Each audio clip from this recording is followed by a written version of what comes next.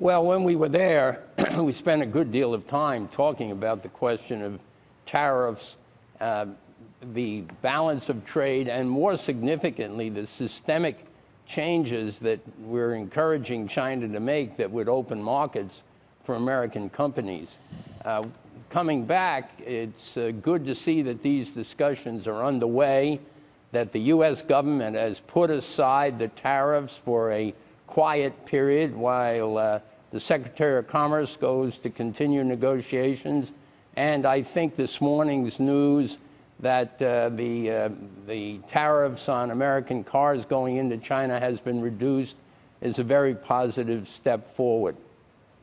How significant is that move? Watching some of the import tariffs drop from 25% to 15%, and then imports on car parts dropping to 6%. When's the last time we saw such a significant move? Well, I think, it's significant. The question is, how many cars are we going to export there in relation to these reduced tariffs?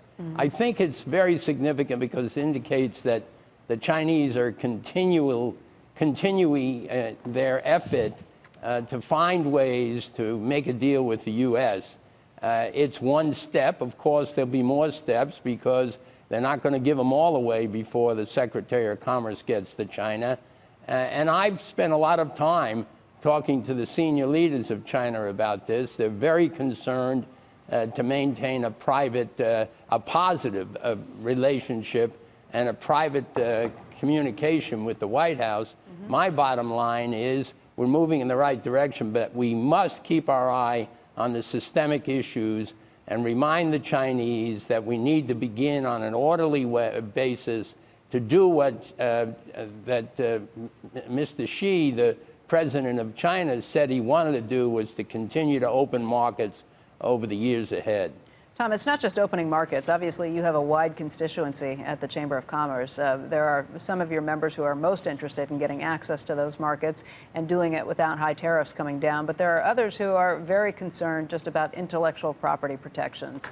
And that's an issue that doesn't seem to have really had any solution at this point. How do you see that working out? Well, that's my fault.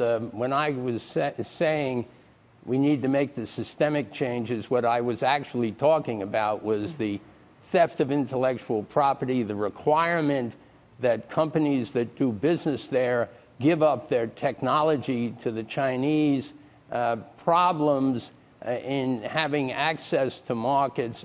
Little progress made recently, it appears, with the financial companies, but you hit it right on the head. Those are the critical issues that we have to resolve, or, increasing our exports is fine, but we're certainly not going to be able to take real advantage of it and have a balanced playing field if we don't take care of the systemic issues. How will we measure progress on this front? It's a little trickier to try and weigh how we're doing on those issues versus being able to look very directly and say, okay, tariffs have come down in these areas and we can access their markets in other places. How do you measure if we are winning or succeeding? Well, I think the